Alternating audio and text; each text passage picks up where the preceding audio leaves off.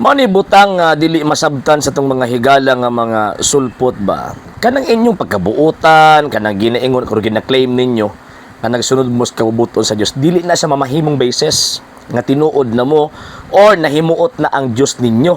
Kay bisan gani ang balang kasulatan ato ag ginabalik-balik na ni mga nagwali, mahitungod sa pulong sa Dios na ni nagpahawag mga yawa, pero gina pa man ni Kristo nga pahawa mong mga daotan, wa ako makailan ninyo. Nganong daotan man?